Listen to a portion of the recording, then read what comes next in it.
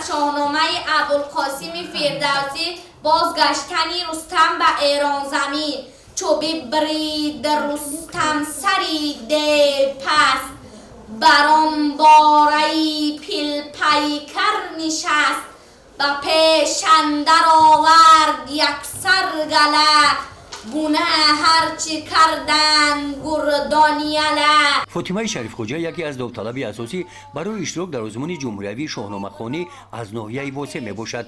در دوره اولی آزمون که در مؤسسه تحصیلات میانه عمومی رقم 17 دایر گردید، او با مهارت بلند سخنگویی از یکچند داستان‌های شاهنامه پاره‌ها قرائت نموده سزاواری بهای بلندی داوران گردید. من از روی نظامنامه این شاهنامه خوانی 346 بیت داستان از بر نموده‌ام و من در این آزمون اشتراک نموده سزاوار جای اول گردیم و کوشش میکنم که نیز در ناحیوی و دیگر جای هم سزاوار جای اول گردم. در این آزمون داوطلبان از داستان‌های شاهنامه، رستم و سهراب، سیاوش، بیژن و منیژه و دیگر داستان‌ها پاره‌ها قرائت نموده از روی جواب‌های آنها و سوال‌های اعضایان حکمان درباره قهرمان‌های اثر معین می‌گردید که آنها عاید این موضوع معلومات خوب دارند.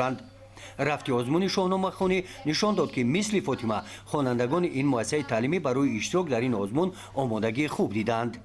شاهنامه وطن است، شاهنامه خرد است، شاهنامه یک انسیکلوپدیای مردم آریاتبار است.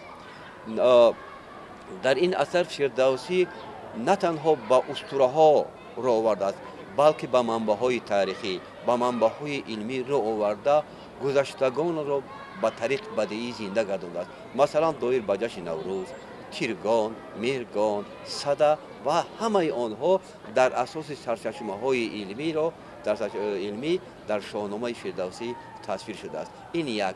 دوم، شاهنامه میدان قهرمانی است. حتی شاعر میگه که کسی که شاهنامه خوانی کند اگر زن بود پهلوانی کند. و امروز گمان میکنم که پیشوای معظم ملت هم یک سیاستمدار سطح جهانی وی به نکوی درک کرد که خواندن و دانستن شاهنامه این هویت مردم ما را بلند میبردارد. در قلب مردم ما مخصوصا نسل جوان مهر و محبت وطن‌دوستی را زیاد میکند. ببینید وقتی که وی دایر به کارنامه‌های رستم و سهراب که بحر وطن‌دوستی است، درباره پهلوانی‌های سیاوش وطن‌دوستی سیاوش میخواند، در دل او یک تکان بیدار میشود که من هم از نژاد رستم پهلوانم، من هم از نژاد سیاوش وطن‌دوستم. چی به من وطن‌دوست نباشم؟ چی به من برای تاجیکستان قهرمانی نکنم؟